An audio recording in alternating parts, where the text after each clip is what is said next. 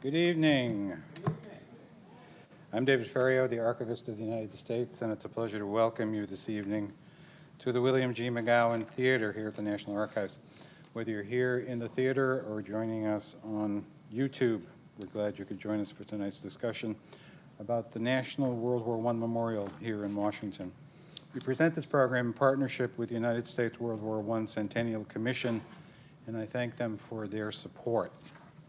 Before we get to tonight's discussion, I'd like to alert you to two other programs coming up soon in this theater. Next Wednesday, April 19th at 2, Sam Rusche, Supervisory Archivist at the Harry S. Truman Library in Independence, Missouri, will be here to talk about the historical significance of the Truman Doctrine in observance of its 70th anniversary. The next evening, Thursday, April 20th at 7 p.m., authors Larry Ferrero and Francois Furstenberg will bring us back to our nation's founding as recounted in their books, Brothers at Arms, American Independence and the Men of France and Spain Who Saved It, and When the United States Spoke French, 5 Refugees Who Shaped a Nation.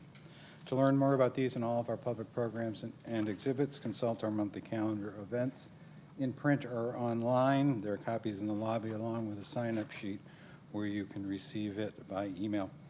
You'll also find brochures about other National Archives programs and activities.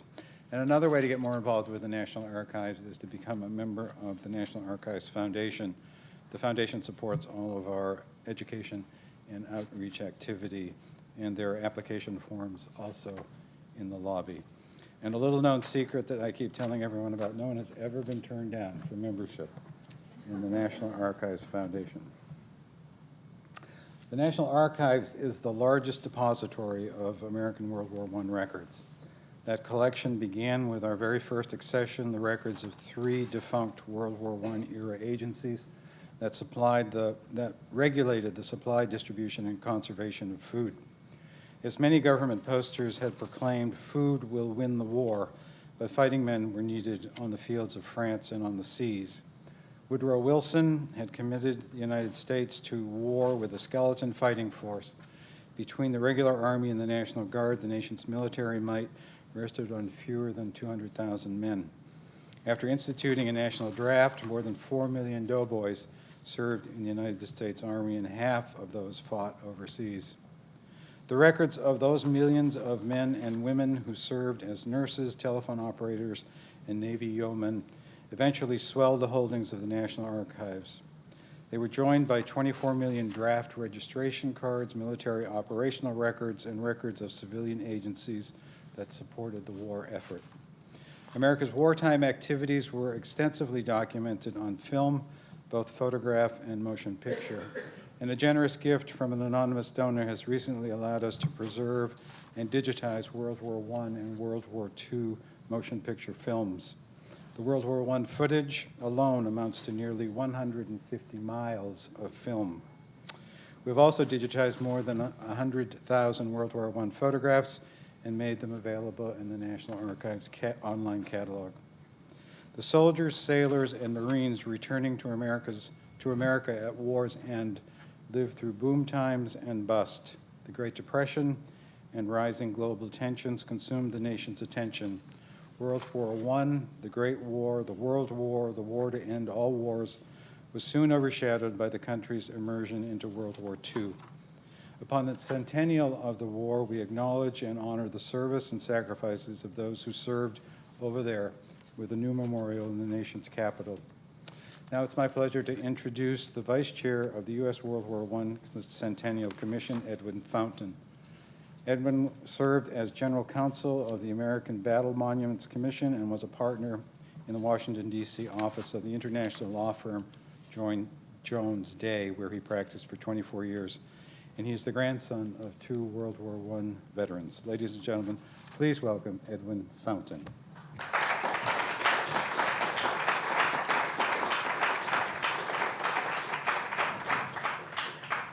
Thank you, David, and thank you all for being here tonight. It's our distinct pleasure to present this design to you.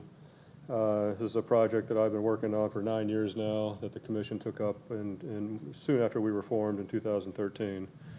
I'm pleased to tell you about the panel that you'll be hearing from tonight. It's the three core members of the memorial design team, as they'll be seated left to right in front of you, starting with Joe Weishaar, who is the Maya Lin of the World War I Memorial. He won the design competition for this project as a 25-year-old recent architecture graduate, and has been the driving force on this from day one.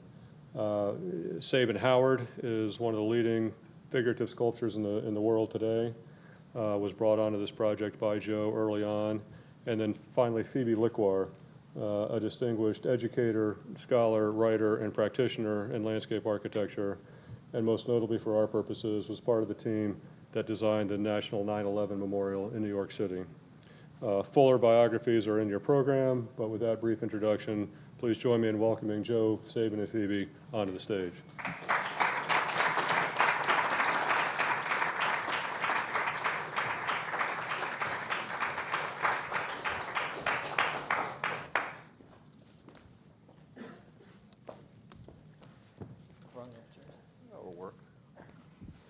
So I'm not going to start right into questions. I'd like to take a few minutes to give you an overview of the evolution of this overall project, which, as I say, started about 9 years ago when, let's see if I can get this thing to work. Susan? There we go. These are familiar to you, I'm sure. These are a trio of national memorials to three of the great wars of the 20th century that are located on the National Mall, all clustered in a neighborhood between the Washington Monument and 17th Street and the Lincoln Memorial. On the top left, of course, is the wall at the Vietnam Veterans Memorial, which was dedicated in 1982, followed several years later by the Korean Veterans War Memorial in the top right. And then those two were followed by the World War II Memorial, pictured in the bottom center. Prior to the Vietnam Veterans Memorial, we didn't think in terms of national war memorials, at least not in Washington. We had local memorials all around the country. Here in Washington, we have circles and squares around the city with men on horseback, memorials to the generals of the Revolution and the Civil War. It wasn't until Vietnam that we started thinking in terms of a national war memorial, and we worked backward from that point. And not quite 10 years ago, a group of folks, myself included, took up the cause of completing this quartet with a national World War I memorial. There is a World War I memorial on the Mall. Most of you probably know what this is, but many others are probably like me, who had driven or walked or run past this memorial many, many times, and gave it not much more than a passing thought, not realizing what it was. But this is the District of Columbia War Memorial, dedicated in 1931 by President Herbert Hoover. It's the memorial to the 499 residents of the district who died in the Great War and the 26,000 who served. It happens to be located right among these other three national memorials. So recognizing that there was this void, a conversation began several years ago about the need for a national World War I memorial. And when the World War I Commission was formed, we took up that cause. Early on, we were aided in our efforts by Frank Buckles, who was the last living American veteran of World War I, and this is Frank pictured at the D.C. War Memorial back in 2008.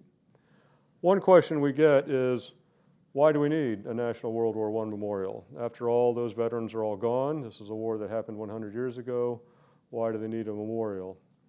If any of you watched the PBS documentary over the last 3 nights on the Great War, you know what a pivotal event in our country's history World War I represents, not just because of what happened on the battlefield, but because of what happened here at home, in terms of changing our society in so many ways, and in terms of launching or continuing a number of debates that we continue to discuss today. Whether it has to do with the role of African Americans or other ethnic groups or immigrants in society, the role of women, or perhaps most broadly, the question of what is the role of the United States in the world. These were vigorous debates 100 years ago. They continue to be vigorous debates today. For me and the Commission, though, the need of a memorial is to remember and teach and commemorate the service and the accomplishments of almost 5 million American men and women who served in World War I and who in that war accomplished great things. The bottom center picture here is of 3 soldiers of the U.S. 3rd Division at Chateau Thierry.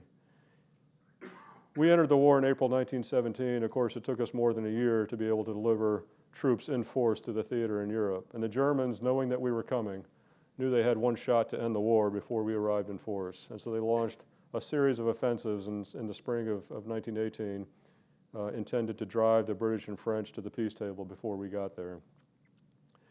And the Germans started crossing the Marne River, which is the last physical obstacle between them and Paris, about 35 miles away, at the end of May and early June. And American troops were thrown into the breach. And we stopped the Germans at Belleau Wood, we stopped them at Chateau Thierry, and it was in that battle that the 3rd Division, shown here, earned the name the Rock of the Marne. 3 months later, in the final push that ended the war, 1.2 million American troops launched what to this day is still the largest battle in American history, the Meuse-Argonne Offensive, and that's shown here in the top center picture.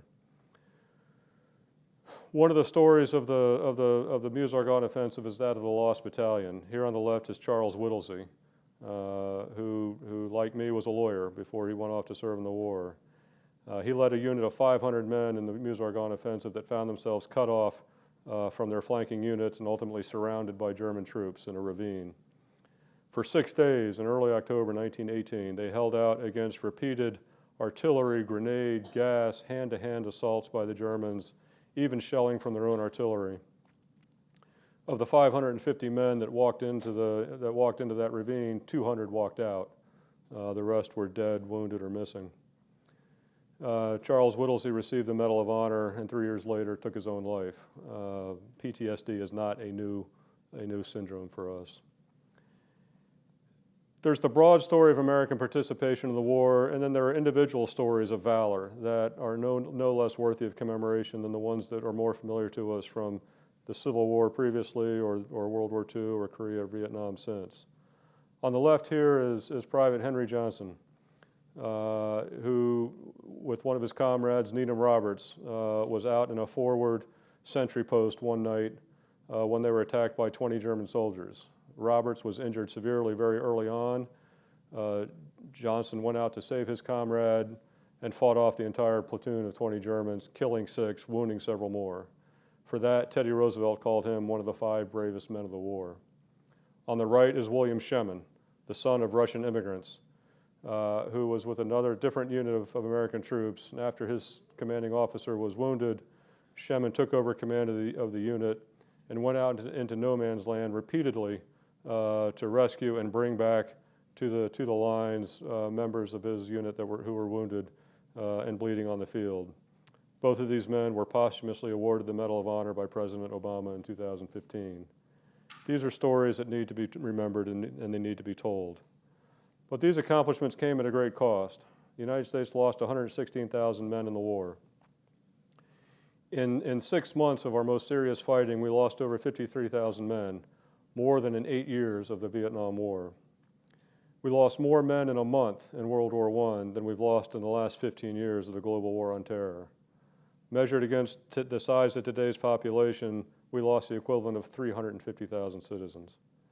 That's the service and the character, or the scale and the character of that service and sacrifice need to be memorialized in our nation's capital. In 2014, Congress gave us this site, shown here in red, 1 block from the White House on Pennsylvania Avenue, Pershing Park, which is right in front of the Willard Hotel, 2 blocks from the National Mall. Were we starting from scratch, we would be on the mall, but there's a federal statute passed about 15 years ago called the Commemorative Works Act that has decreed the mall to be a substantially completed work of civic art and declares that there shall be no new memorials, monuments, museums on the mall. And rather than fight for an exemption to that statute, we took what we thought was a wonderful site, Pershing Park, where there's already a memorial to General John Pershing, the commander of the American forces in World War I. This is the World War I Victory Parade coming right down Pennsylvania Avenue. Current day Pershing Park is where those buildings are to the right. This is the statue to General Pershing that currently occupies 1 corner of the site. And here's an overhead. That area marked in red is where the Pershing Memorial is. The bulk of the site is taken up by what is now that light-colored area in the center, which was designed to be a pool, a decorative ornamental pool of water in the summer months and then an ice skating rink in the winter. And it was used for those purposes for about 25 years after this park's dedication in 1981. But for a variety of reasons, those uses were discontinued about 10 years ago. And these are some images of the current state of the park today, which is unfortunately dominated by what is now a large, flat, and in the summertime, very hot concrete slab with the Pershing Memorial tucked off into one corner of the site. And so we asked Congress for permission to redevelop Pershing Park as a National World War I Memorial and took on the challenge of integrating a memorial and a park. And so with that, I'd like to finally stop talking and start asking some questions of our panelists who came here tonight. And I'd like to start with Phoebe. And so Phoebe, tell us about Pershing Park and how it fits into the Pennsylvania Avenue street design, how it's different from a site on the mall, and how the original designer, Paul Friedberg, tried to deal with the issues posed by its location. Well, many of you probably know Pershing Park if you live in the neighborhood or have happened to visit. It's an important cultural landscape along Pennsylvania Avenue. It's notable as a modernist work of landscape architecture and also important for its commemorative function, joining the family of memorial elements along the avenue. So it's also a transitional site, which this drawing shows, sort of at the block scale, transitioning between the predominantly planted President's Park and the primarily paved Freedom Plaza. So the site is really active, and I think in terms of Paul Friedberg's design, which is something we've been learning about since this project began and continue to in our conversations with him. His underlying philosophy was to create a park that was a social space.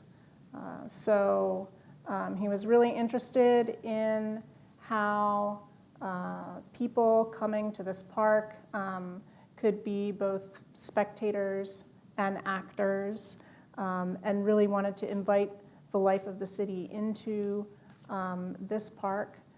So it really wasn't seen as a refuge from city life, but the design was intended to facilitate the participation of people in city life within the park. So it was kind of a different conceptualization of what a park is. The park also sits at this junction between the monumental core to the south and the west and the residential and commercial life of DC to the north and the east. So it really needs to serve both as a commemorative space and an urban park together. And those are issues that you can see in the design of the park that the designers were dealing with. The Pershing Memorial was designed by an architect, by Wallace Harrison, and sort of incorporated into Friedberg's design. So let's look at another diagram that you all have prepared as part of your submissions. And can you use this and sort of walk through the structure of the park as it exists today, which you all are trying to work with? Sure. So this drawing shows a spatial analysis of the park. And you can see here that essentially there are two rooms that have been defined by the sectional nature of the park, by the different levels of the park. So there's the Pershing Memorial, and then there's this large central space, which has as its dominant feature a reflecting pool meant to reflect the surface of reflect the sky, to be a kind of screen that reflects the sky. Then there are three elements that sort of punctuate these spaces. The fountain, which you see emerging from a terrace seating, a kiosk that serviced ice skating. It provided concessions and also serviced ice skating on the pond in the wintertime. And then the Pershing statue and the Pershing Memorial. And all of this is surrounded by berms on three sides. So sort of bermed, planted areas with trees and lawn on 14th Street, 15th Street, and South Pennsylvania Avenue to the south. And then the park really announces the importance of Pennsylvania Avenue on the north side by opening up to it. So you talked about this site serving as both a park use and a memorial function, and to that extent it's different from, say, the Vietnam Veterans Memorial, which is purely a memorial and has very little park function associated with it. This has to serve both. And I think that's a challenge you also dealt with at the 9/11 Memorial in New York. So as a landscape designer, what do you think about when you confront the challenge of combining an active urban park use with a commemorative space? Mm-hmm. Well, I think here we see it as a real opportunity because it has the capacity to serve a really broad audience. Both the residents of D.C. As well as visitors who are going to come to the site maybe only once if they're traveling from far away. So that's something that we've considered in the design of the memorial, that we'd like it to be a place that people return to again and again, that's used both as a memorial and also has the capacity to serve as an urban park for the neighborhood. And in terms of 9/11, I mean, obviously the sites are very different. The September 11th memorial, the site itself has a tremendous significance related to that event. And here we're commemorating something that happened quite a far distance away.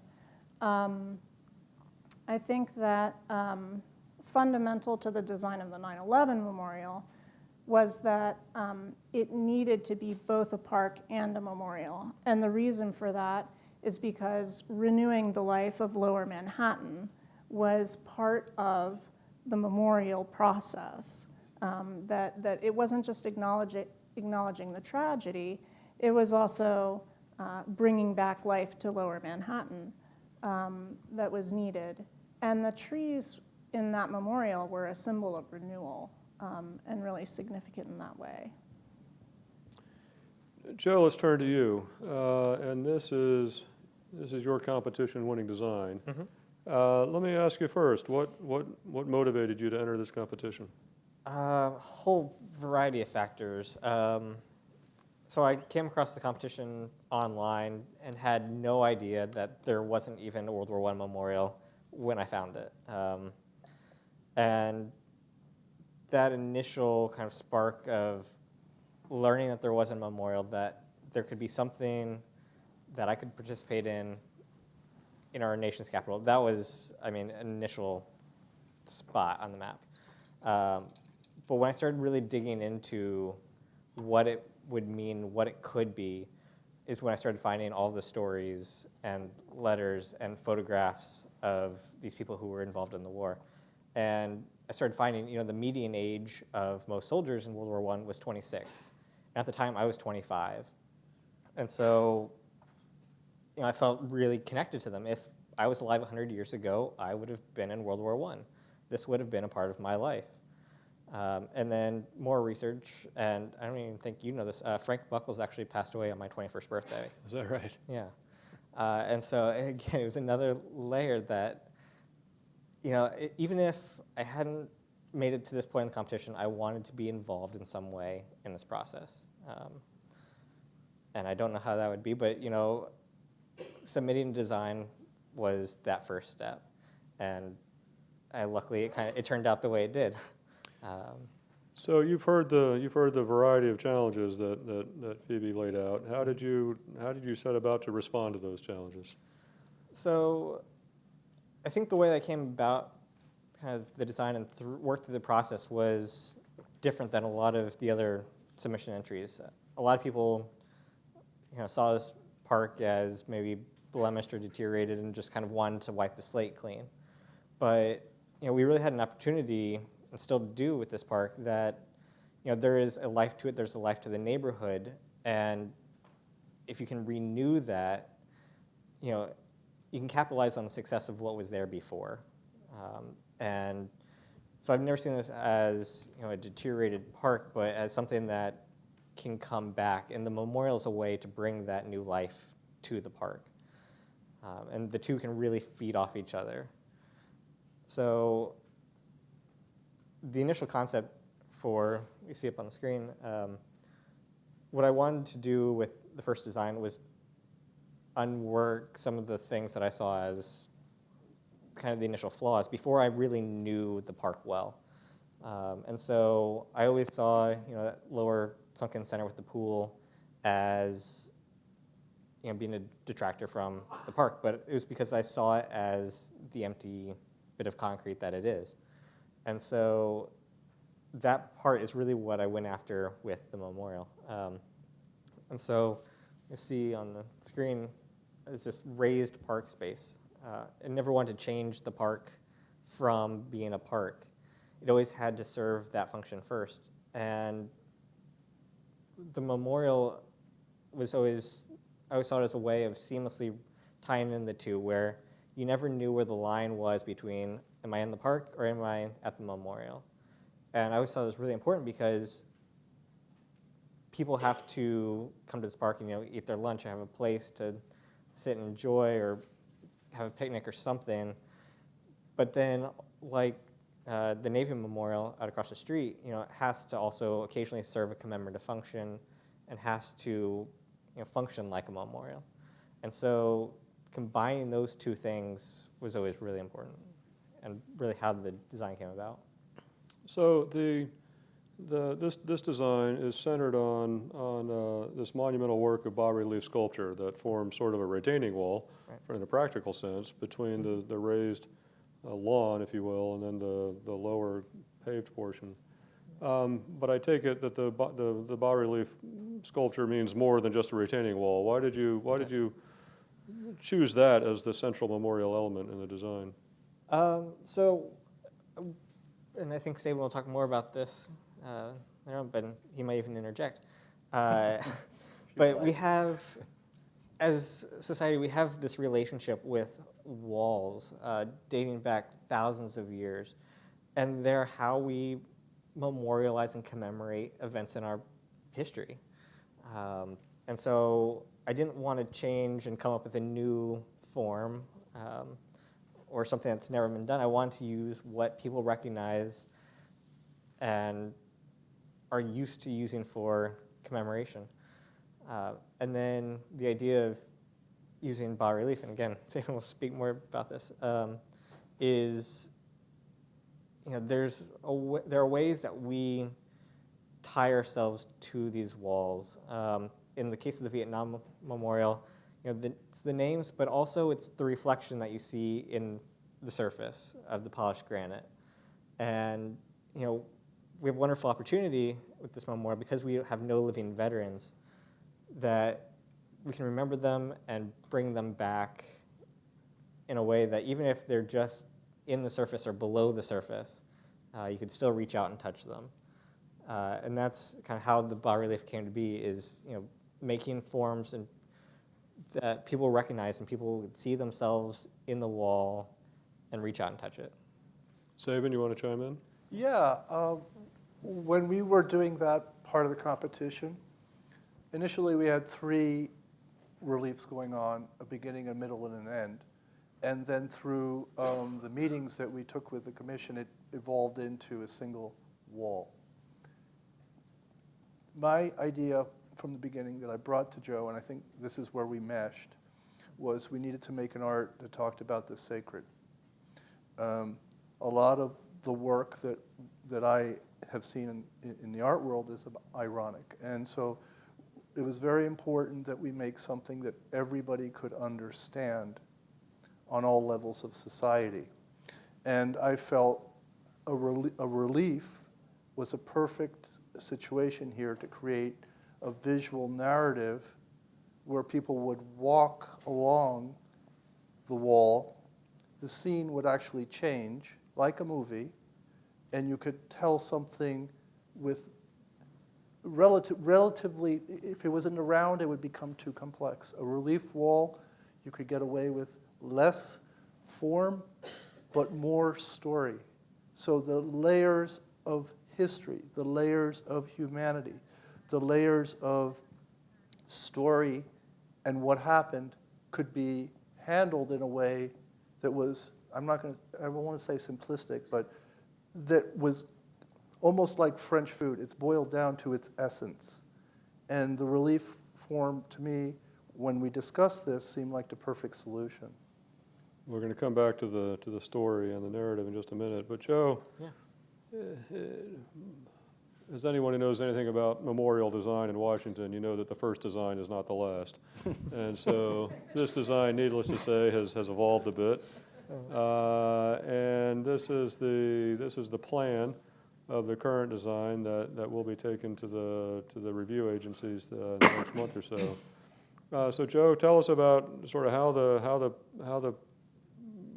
how we've gotten from your competition design to this one, what you've tried to accomplish. Do you think it's made the design better, not better? Tell us where we've come in the last year.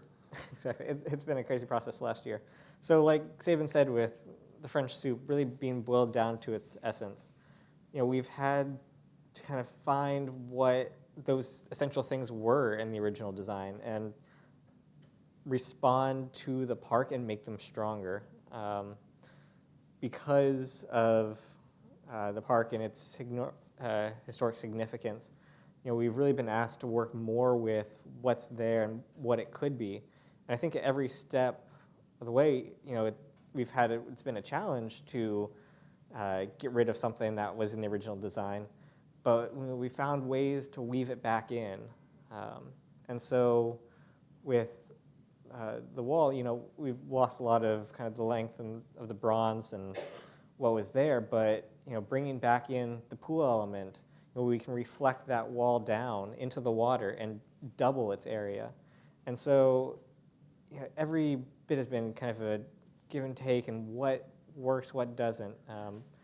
But I think on the whole, like every step has made us go back and reevaluate the decisions that were made before and say, can we do them again but better with less? And can we make them stronger now that we know what they mean, now that we know what different parts of the park mean and how they relate to each other? And that's been, I think, the most important part so far.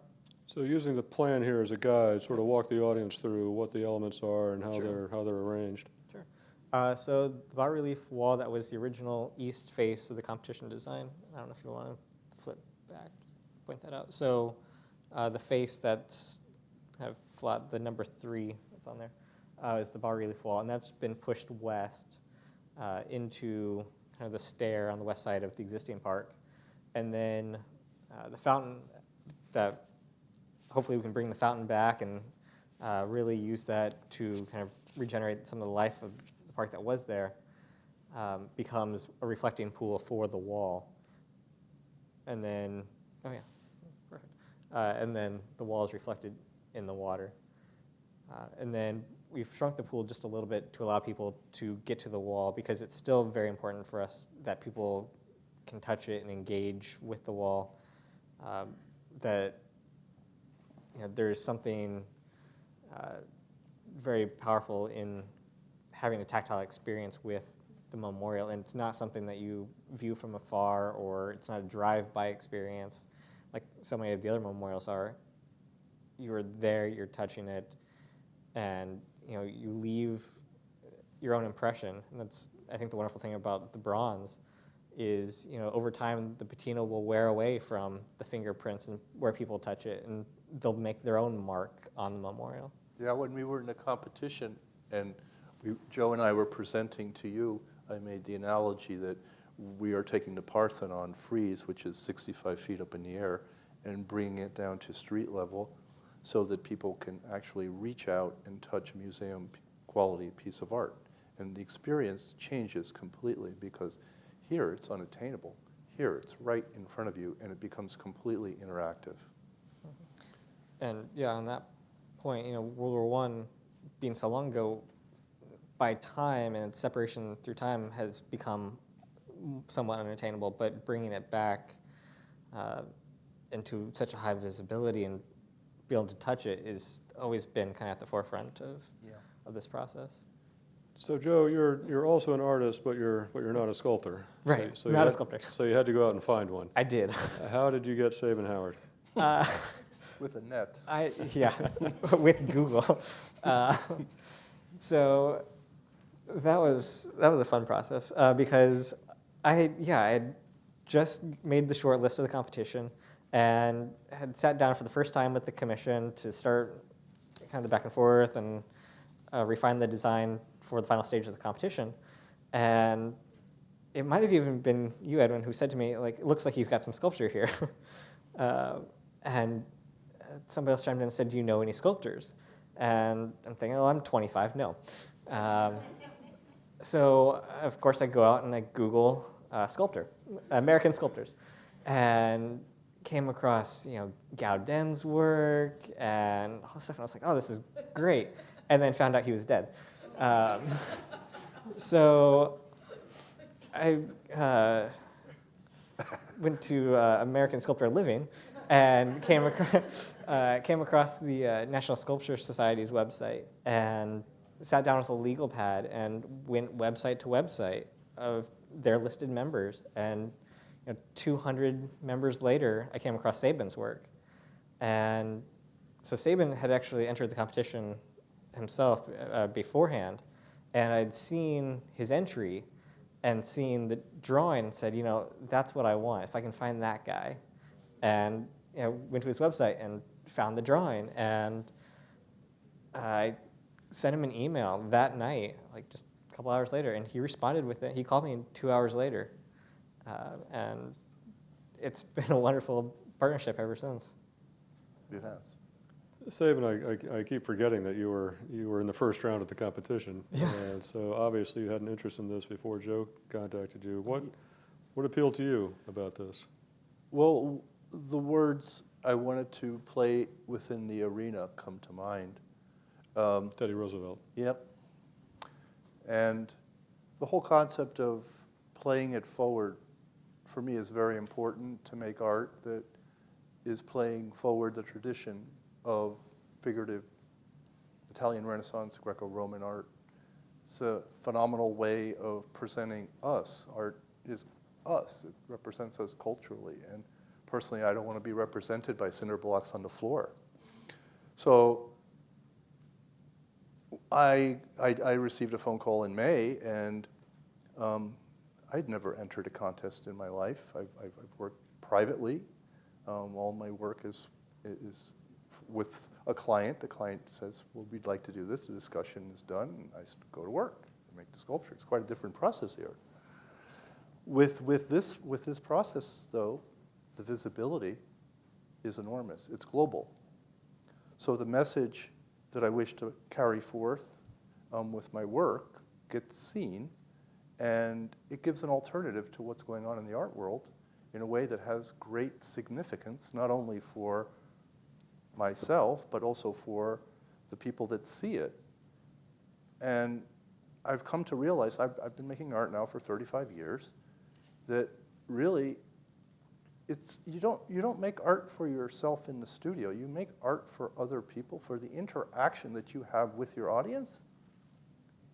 And that means that this is art in service of. And I think that's something that I really was searching for. And it's very important for an artist to be accepted by community and society and not to be working like Robinson Crusoe out on an island by himself. So this is a perfect project for that. So this is your current concept of your composition. all 75 feet of it.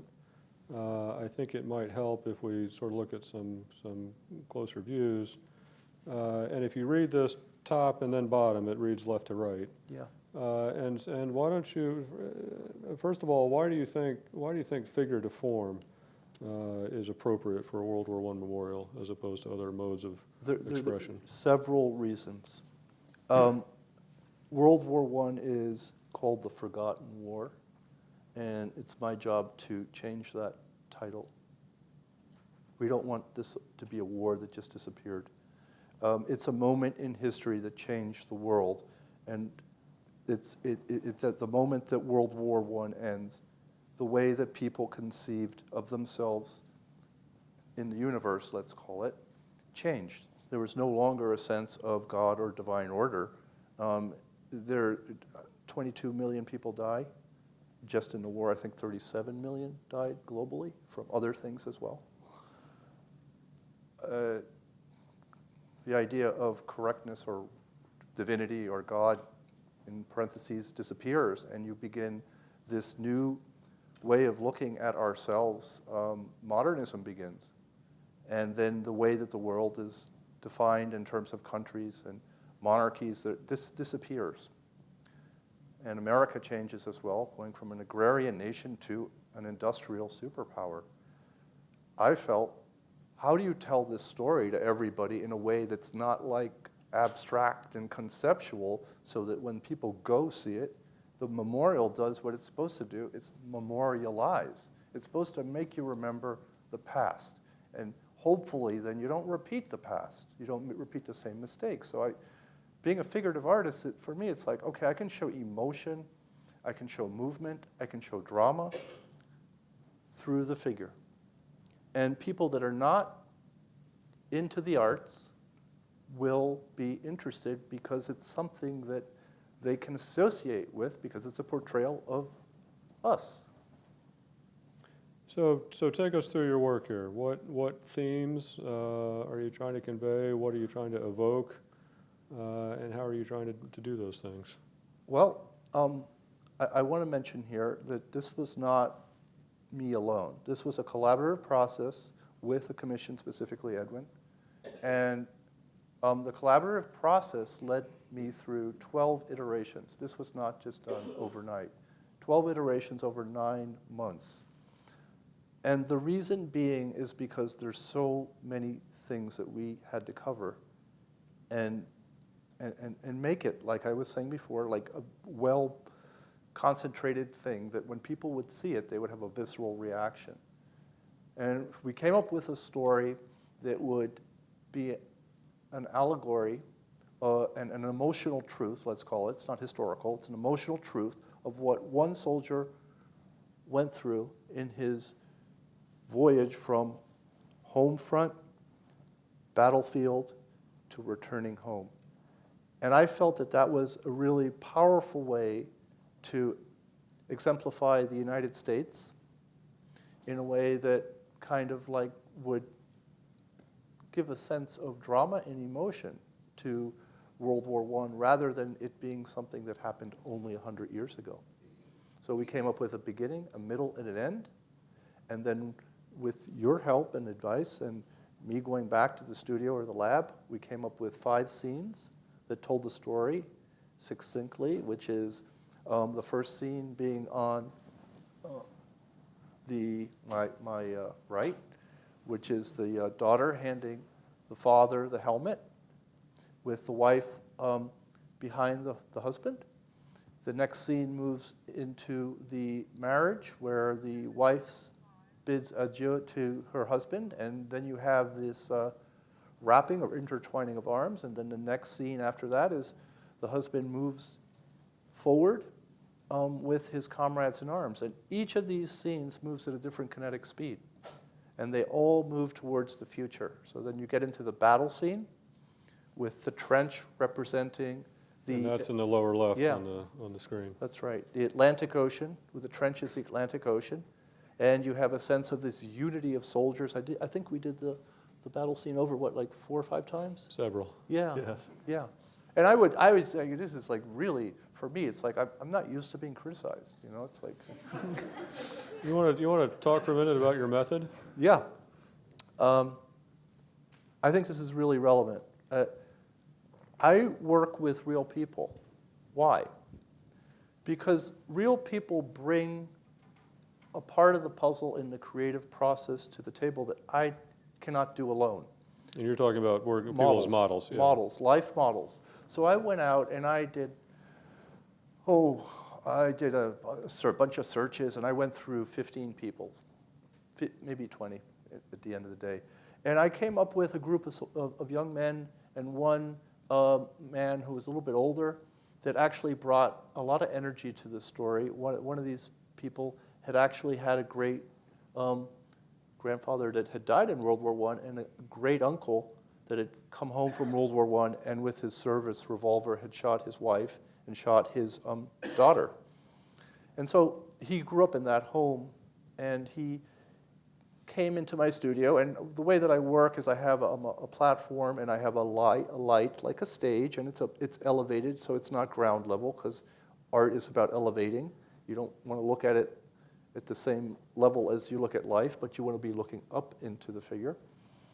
And so we would pose the figures, and then I would use my cell phone and take pictures, and I took many, many, many pictures. Like 12,000. 4,000. Yeah, 12,000 pictures. So each scene had maybe, I don't know, 15 to 25 iterations. And then I'd go back to you, and we would have a discussion, and then I would doggedly drive back to New York and start over again. And I'm saying this because I couldn't have done this by myself. I needed to be criticized and kind of like pushed forward. And Edwin brought something to the table that I did not bring to the table. He had a sense of what a memorial should look like. I had a sense of structure and design and how to make things fit. And then Joe and Phoebe also had ideas, and it got clearer and sharper so that every single pose that we selected and picked tells the story. And it's nothing is haphazard in terms of the posing and how they're organized and how they're knit. There's a giant X that runs through the composition. I don't know if you see it. It's right in the middle. Why? The X is a representation of change and transformation. And that's what this war did to the world and our country. And then as you move after the battle scene to the other side, you have a collection that moves upwards and finally ends with the father. Well, actually, I want to bring out one other point here. There's one figure in the whole composition that is looking directly out at you, and this was Edwin's ideas as well. That one figure represents several things. It's the father, first and foremost, and then it's also America coming out from the war, and it's almost like a rebirth of a country. At the same time, also, it's the change in the world. It's a change from the way things were to this modern age. And then that father then ends at the very final scene where he hands his daughter the helmet. And the helmet, to me, is the representation of World War I. That is the doughboy helmet. That's what everybody knows is World War I. And so she is the future generation, and she bookends, the relief. And here she is holding history in her hands, and she looks inside history divining the future, which is what? World War II. And this, again, was one of the things that we kind of created together. And I felt this was really important because I think everybody would get this. School children, families, veterans would surely understand this. And it's, to me, this has to work on all levels of society to be understood by everybody. That's why you do the figure, because you get it. You don't need a book to understand it.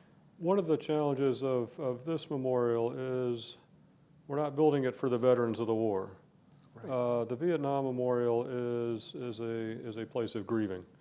The World War II Memorial is a place of somewhat triumphant return as you think about the honor flights who come to Washington and veterans of that war, which was this very morally clear war that we brought to a definitive victory. And so there is a triumphalism that's appropriate for World War II. And neither grief nor triumphalism are really appropriate for a World War I memorial. And one thing I like that you've accomplished here is in that last scene on the bottom right, there are two groups of soldiers sort of marching off stage. And the first looks back, to my mind, at what we accomplished in the war with pride and somberness, but without jingoism, without triumph. Because as we know, the end of the war, although victorious, was not really triumphal given what came 20 years later. And then the next group is you talked about sort of handing off to the future, is really America marching into to the American century. Right. And I think you accomplished both of those things here. Yeah. Well, I had in mind Johnny Comes Marching Home. Yeah. That's the theme. So Phoebe and Joe, back to you. And we saw this image a minute ago, and we have a couple more renderings. Just, we've got this monumental work. How does it fit into the park? How is it integrated? What is the visitor experience as they come to this site?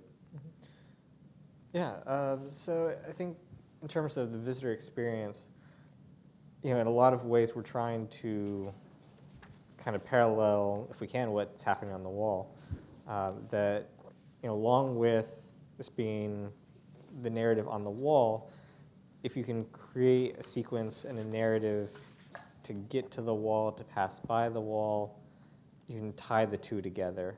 And so, it's been important, I think, for us to have, the way that you get to the object is as important as the object itself. And so, I think that's, we see with the path here, and seeing the reflection in the wall, in the water.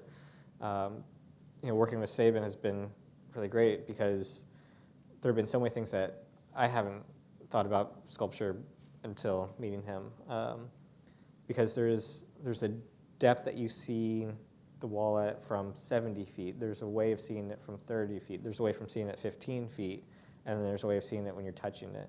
And he's considered all of those scales in the work. And so each piece, fits together how far away you are seeing it. And so, that's something we've been very conscious of this entire time, is how is it approached, even, what is it like on the backside, and we have that image next. Because all of those pieces really will make this kind of something special. Phoebe, Phoebe, how does this work with the existing park? What have you retained? What have you changed? Right, so the changes to the existing park are in the location of the sculpture, really. It's placed in the location of the current fountain, which also housed the ice resurfacing equipment, and that is a change to the park. There, it doesn't have that quality of active water that the fountain brought, but the pool is retained, and I think in this design there is an attempt to make a relationship between the sculpture and the water, and to try to capitalize on the water as a kind of reflective surface, as a place for reflection. And the, the park is really, this portion of the park, which is a large portion of Pershing Park, really wraps around this central space. And so there's sort of a need. I think there's really a need for this space to be commemorative in order for us to have a World War I memorial. So this is looking, for those of you familiar with the site, this is standing over toward the 14th Street side looking west, and you see the work of bas-relief. This looks over the top of the sculpture from the 15th Street side looking looking east back toward 14th Street and Freedom Plaza. What does this design do with respect to the relationship of the current Pershing Memorial to the park? And how does Pershing fit within the new design? You want to handle that? No, I can talk. Okay, I'll talk about it. So it actually does a couple things that the current park isn't able to accomplish. If you go up right now and stand on the upper terrace of the park and try and look at the pool, it's almost impossible, actually. That existing fountain element is protrudes so far into the pool that you actually can't see much of the fountain itself or even parts of the Pershing Memorial. And so by opening that up and allowing visitors really to come to the edge, now there's a viewing platform for the rest of the park. And then we've realigned the Pershing statue and kind of working with some of the pathways to get to the wall so that as you walk along that pathway, you're on axis with the Pershing statue. And so there's this direct relationship between what's there now and what is new. And so we can really tie in the new memorial into this place. This is a view looking along the edge of Pennsylvania Avenue, the diagonal of the avenue, with the Willard Hotel just off screen to the left. The gazebo's gone, Yep. it looks like. How have you treated that space, and how have you treated the planter boxes for the trees? Can I take that one, Phoebe? Well,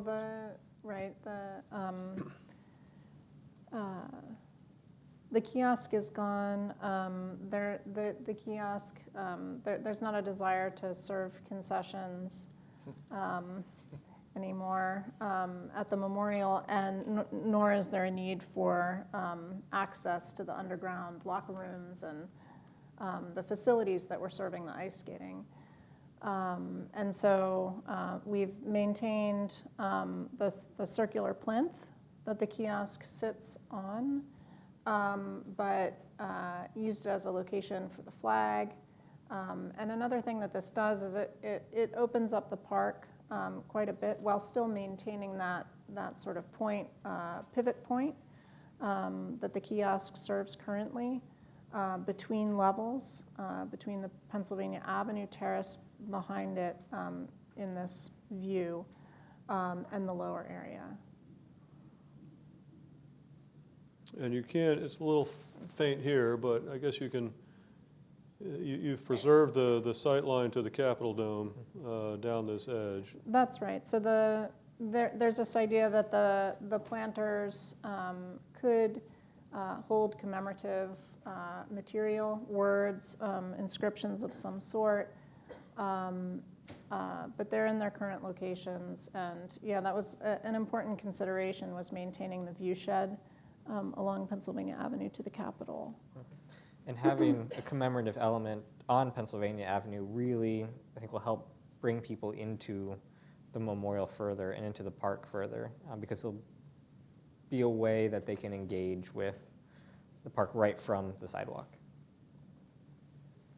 And this is our last view, more of a close-up of the view of the Pershing Memorial. I think, Joe, there you can see the direct path between the pool area and the Pershing Memorial itself. With that, I'd like to open it up to questions. There are microphones on either stair, and you're asked to ask your question from the mic so you can be picked up in the recording.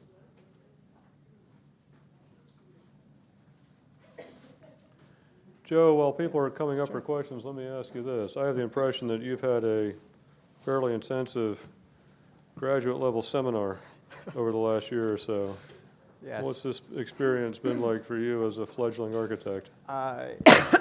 It's been a little bit crazy. It has been a crash course in architecture and professional practice and how to get a design actually built through what might be one of the hardest bureaucracies in the country. A lot of people have told me that after this, every other project in the rest of my career will just be a walk in the park, so to speak. Yeah. Yes. But I mean, the number of things that I've learned about myself as a designer have just been enormous over the last year, because I think I came into this in a similar place like where Sabin was at, where a lot of the work that I hadn't done or had done up to this point hadn't been collaborative. Even Sabin and I working together for the first 4 months of this project, between the two stages of the competition, we kind of worked in a vacuum, and we fed off each other quite a bit. But moving now into the full design team and having oversight agencies and learning how to balance all those pieces, I think has made the park better, because I think we've all become better designers because of it. Start here on the right. Yes, my name is Tom Dickinson. I'm a local historian and a fellow member with Edwin on the Arlington County World War I Commission. You mentioned the number of iterations that you went through on developing the bas-relief sculptures on the wall and so on. One of the things that's always struck me, impressed me, I guess, or it just hit me about anything about World War I is just how gruesome and ghastly it was. And the mechanized war, the flamethrowers, poison gas, the tank, things like this, the way men died. I've been rereading All Quiet on the Western Front recently, and the descriptions there of the way soldiers died are just, just awful, just absolute the worst kinds of things. Did you ever consider in any of your iterations depicting something like that as a part of the bas-relief? Because you said you wanted people to know history and learn from it and not repeat the mistakes. Yeah. Yes. And I had an iteration, actually 3 iterations, where I had a dead person. I had several blinded people, in fact, blinded from that 3/4 mark all the way to the end. And then we had a meeting, and Edwin was like, wounded, wounded, dead, dead, dead, dead, wounded, wounded. And you are right, 100% right. There's an issue here. It's like, how much nationalism are you going to portray? How much death and ruin are you going to portray? If I were an artist working in my own studio, there would not, everybody would be blind and wounded, like you were saying, or maimed, because this is probably historically one of the worst wars that the world has ever, worse than the Civil War, But this is also a national memorial, so I was encouraged to speak about patriotism and nationalism. So the wounded area has been curtailed to one section. And go ahead. Well, there's the 2 things. There's the issue of, it gets back to the integration of memorial and park. We don't want the memorial to be so oppressive that people don't feel they can enjoy the park. That's where I was going. And that has something to do with the design. The other thought is we've had a lot more interaction with the reviewing agencies on the park design than we have on the memorial itself, on the sculpture. And so the sculpture will evolve, and as we get the benefit of more input from many more people. So some of those elements may play up more as we go forward. This is really sort of the core structure that we're working with. Yes, sir. Quick comment on that. There is augmented reality where you could actually add images on top of what's there that would be virtual for people. But when you presented this a year and some ago, there was a somewhat optimistic schedule, I thought, of having this open on the 100th anniversary of the end of World War I. What is the current hope as far as the schedule of this? Well, I like your word optimistic better than another word that I heard from someone involved in the process, which was insane. We started this with aspirations of groundbreaking on Veterans Day, which is, of course, Armistice Day, of 17, and being able to dedicate it Armistice Day 2018, the 100th anniversary of the end of the war. That was predicated on having this design concept approved early this year. We missed that by a few months. We're continuing to work with the agencies.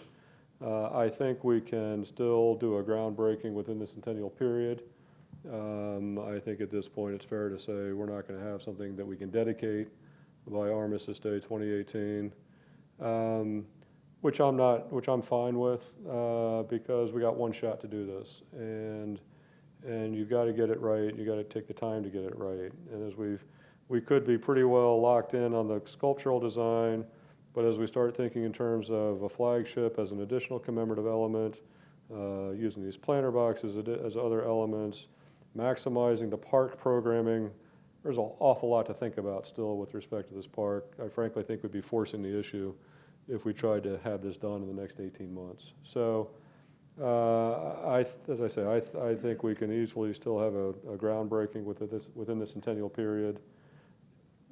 Sabin keeps telling me it's going to take him years upon years to finish the sculpture. I don't know why he can't do it in 3 months.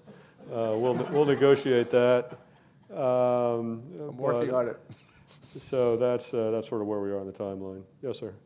Is there any plan to incorporate a gift center, something like that, because they're having to build one for Vietnam Memorial? Is there any idea of placing something like that for an information kiosk, something of that nature into the design? Gift center, no. Information kiosk, perhaps.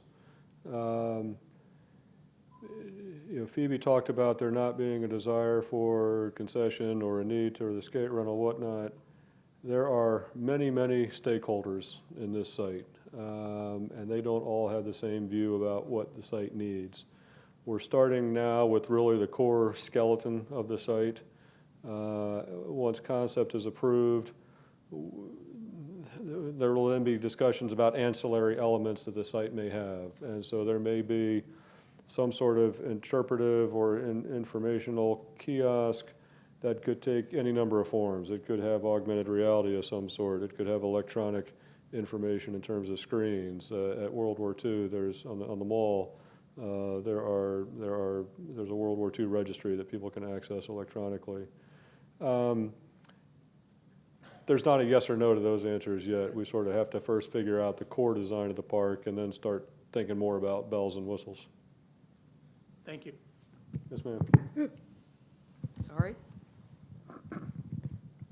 Just trying to make it shorter. My name is Joanne Newhouse, and I just better say that I worked for PADC, that's the Pennsylvania Avenue Development Corporation, which built this park, for 20 years, starting in 1976, before there was funding to carry out the plan. And Paul Freeberg happens to be one of my favorite landscape architects. I'm not an architect or a landscape architect. I'm an urban planner by profession, and my job was to get things built. My dad was a salesman. I guess you might say I was supposed to be the salesman.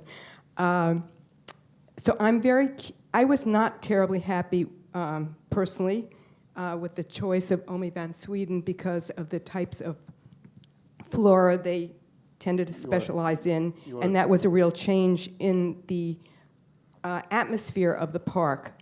And I'm wondering to what degree you're bringing the flora, all the plant materials back to, I know the trees are there, but I'm talking about the low plant materials, back to what Paul Freeberg had designated in the space. And I'm also curious, it looks to me like this pool is a lot smaller than the pool that Paul Freeberg designed. And that was my other question. But I also wanted to say one thing. I remember when this park opened, and it was Charlie Bird who played on top of the shelter for the Zamboni. And it was packed with people. It was amazing to see all those people. You see these people downtown now. They were not downtown then. And it was just an amazing sight. And this was always the park that everyone loved. And I'm just sorry that the Park Service has not had the funding to keep it up. The reason it is the way it is because of the lack of funding. Is no other reason for that. Mm-hmm. So people should really understand that. Mm-hmm. And I'm afraid that after they get money to build things, they don't get a lot of money to maintain things. So what I'm also suggesting is that you form some form of corporation to take donations for maintenance over the long term. Thank you, Joanne. Phoebe, you want to talk about Omi and Van Sweden and the planting issues and then the pool? Sure, yeah, thank you for your comments, Joanne. Yeah, it's interesting to hear your perspective because when we spoke with Paul Friedberg, he brought up this issue of the change in the planting and what. Do you want to talk about that? For some folks may not be familiar with the reference there, the Omi van Sweden and the change in the planting plan. Right. So there was an original. Paul Friedberg designed the park, in its entirety, except for the Pershing Memorial, but that included the planting, obviously. And the PADC hired Omi van Sweden to redesign the planting. And so, as Paul describes it, he arrived at the site and the planting was changed, and it was a surprise. This wasn't received very well.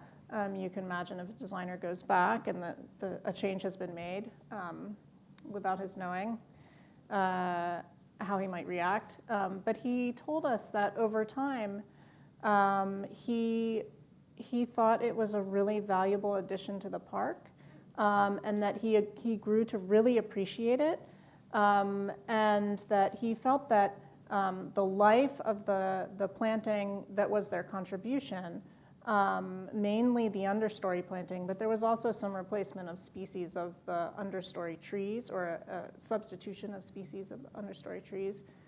But he felt that the qualities of those plants as, because of their really rambunctious flowering and the qualities of the grasses, gave this ephemeral changing aspect to the park. And he saw, his contribution of the structure of the park, the spatial organization and the hardscape and all of that playing against that changing quality of the planting. So I think that's just to say that this is a complex and sort of sensitive issue, like what do you bring back? And then we're actually trying to create a World War I memorial, and the planting has the capacity to contribute, towards the commemorative purpose. Plants have been used for hundreds of years in symbolic ways, and so I think that will be part of our thinking, all of these considerations together. Right now, we don't have a kind of proposal locked in place. It's a scheme in evolution. And to answer your question on the pool, It seems to me that people don't know, Omi van Sweden's planting seems less urban in terms of the types of plants he uses than does Paul Friedberg. And that was one of my concerns. That was what I was trying to get at. So the comment was that the Omi van Sweden design is less of an urban planting design than Friedberg's original design. although they've contributed planting design all along Pennsylvania Avenue and to other sites, right? But yeah, I think but Paul Friedberg's palette was much more minimal. It's a sort of modernist palette. Omi van Sweden's is known for the way that they moved beyond the kind of modernist, the limited modernist palette, and used ornamental grasses and sort of plants that are changing in structure and color and form. And so I think that most people see their contribution as valuable. What we would propose, I think, we would draw upon that planting plan. Their planting plan wasn't, from what I can tell from the historic photos and the planting plan that I have, there are some mismatches there, so sometimes changes are made. I think the short answer today is the design we're advancing isn't dependent on a particular planting plan, and that's something that once this is approved, we will engage with, again, the many stakeholders and people with opinions. That's right. And figure it out. The pool, to answer your question about the pool footprint is the same in these renderings. It may be an effect of the renderings that makes it look small. However, it is disconnected from the terrace stair because of the need for circulation the need for people to touch the wall is driving that. So there is the insertion of a path in front of the wall and along the side, as you see in the drawing. And again, this is a solution that, will get more attention. One thing we've looked at is keeping the current footprint of the pool and laying essentially a footbridge over top of that might be even separated from the steps, so you would still have the water coming up directly against the steps. The design is very experiential on all levels. Sight, sound, touch, and even smell with plants and water. It's supposed to have a real impact on people so that when they leave, they walk away and remember something, and they want to learn more about World War I. And these guys have really gone to the bottom of the ocean to come up with solutions for that. It's And been we're in still depth. developing them. Yes, sir. Sir? My name is Russell Preble. This past week I spent 3 days with people from Missouri, and I pointed out Pershing Park is going to be the site of the National World War I Memorial, and they questioned me. They thought that the National World War I Memorial was in Kansas City, and I'd appreciate if you comment on the coordination that you've taken with that group there. Sure. So the museum in Kansas City has a member on our commission, and we've worked very closely with them, and we just partnered with them last week for the ceremonies commemorating the centennial of American entry into the war, which we held in Kansas City. And when this project started several years ago, not this project, but the idea of a World War I memorial in the mall, there were competing bills, one to designate the Liberty Memorial in Kansas City as the National World War I Memorial, one to authorize a national memorial in Washington. And the way the Senate works, where any one senator can hold up a piece of legislation, it quickly became a standoff where our supporters could block their bill, the Missouri delegation could block our bill. So I quickly proposed what I called the Ernie Banks solution. Apparently not too many baseball fans in the audience. Ernie Banks was a Hall of Fame second baseman for the Chicago Cubs, who was a man of tremendous good spirits and famously said, "It's a great day for a ball game, let's play two." And so my solution was, who says there can only be one national memorial? It's a stunning memorial in Kansas City, but it's not in the nation's capital. And so the legislation that authorized us to redevelop Pershing Park simultaneously designated the memorial in Kansas City as, or that whole complex, as the National World War I Museum and Memorial. So there will be two, one in Kansas City and one here. I'm sorry?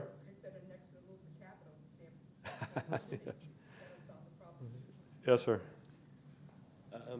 This is something the last two questions have touched on. It seems that most of the monuments and memorials in DC have had some sort of controversy or criticism, be it about the design or the message. Do you anticipate or have you received much of that so far? Well, here I'm going to pat myself on the back. And the fact that you ask if I anticipate will there be any, I hope answers the question. I've been following memorial design processes in the city for almost 20 years. And the one lesson that I took away from other memorial projects is the need to involve all the stakeholders very early on and consult with them on the objectives and parameters for the project and to engage with them at every step of the way so that they knew what we were doing and we could get their feedback. So Joe mentioned before we framed the competition, we consulted with all those parties, got their input, used that in framing the competition. When Joe and the other teams were selected to move to stage 2 of the competition, they met 3 different times with the design oversight committee that we put together with representatives from the various agencies that have a say in this. This design has to be approved by 4 different agencies, 3 federal and 1 for the District of Columbia. And it has to go through a public historic preservation review process. And that, frankly, was something that we did not anticipate when we started this. And so much of what Phoebe and Joe have talked about in terms of responding to the existing park design really flows from the preservation concern. And I think we've got to a point where we're preserving about 96% of the park. And so that was the one potential source of controversy. And there are still some differences of opinion out there.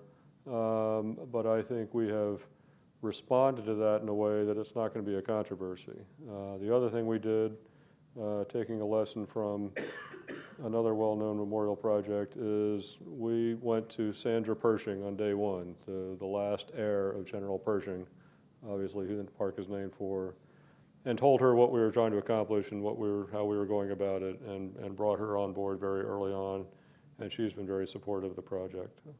And so, to answer your question, no, I don't think this is going to be controversial. There will be just differences of opinion on particular aspects of the park, but we have dealt with those, I think, in very good faith over the last 18 months and have removed those issues from this project. Joanne mentioned the need for to set up some organization that would continue after the memorial is built to provide for its maintenance. One feature of the Commemorative Works Act is that we, as project sponsor, before we get a construction permit from the National Park Service to build this, we have to raise a separate endowment of 10% of the overall project cost that will be there to help ongoing maintenance of the park. We've also had conversations recently with Oliver Carr, who owns the Willard Hotel across the street, and have met previously with representatives of the Downtown Business Improvement District to talk about how we can use ongoing uses of the site to somehow support an ongoing maintenance fund. All that is up for discussion. I would be remiss to say that before we raise the money for the maintenance of the park, we have to raise the money to build the park. And you all are invited to help us do that and visit www.www1cc.org and help us bring this to fruition. Yes, sir. Yes. First of all, can you give us some idea of what the cost is expected to be now? And also, what are the next steps that are coming ahead? It's a little hard to say what the cost is because we're not far enough down the design process where we can start to put hard numbers on it. A somewhat more than a back-of-the-envelope calculation for Joe's competition design was in the neighborhood of $40 million for design and construction costs. There would be some more fees on top of that we have to pay the government, then this maintenance fund. With the revised design, there are potentially opportunities for savings. So it may not be that much. We've hesitated to put a dollar number on it because we don't want to be accused, on the one hand, of exceeding it. On the other hand, we don't want to go so far in avoiding that problem that we set the outer number pretty far out. I think suffice to say, it's probably not a $5 million project, not a $100 million project. We sure hope that we can bring it in closer to 5, but it'll be in the low tens, I think, is probably the best answer, but that's all very conditional. Oh, then what happens next? Well, as I say, we go back to the two principal reviewing agencies are the Commission of Fine Arts and the National Capital Planning Commission. Our current plan is to go back to them in the next 4 to 6 weeks, hopefully get this concept approved and move forward from there toward more detailed design work and construction drawing and beginning the construction process. This extensive infrastructure underground, what happens if bathrooms and the like, is it filled in, ripped out or what? The question was, there's a very extensive infrastructure below grade. One thing we're hoping to do is leave some of that intact so we don't have to pay for a complete demolition.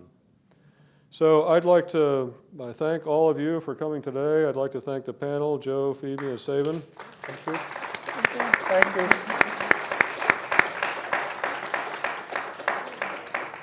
I hope you'll continue to follow and support the project. It's one that I can speak for all of us, I think, in saying we've all found both personally and professionally rewarding and have been very proud to work on. So with that, on behalf of the World War I Centennial Commission, thank you all very much. Thank you. Thank you. Thank you.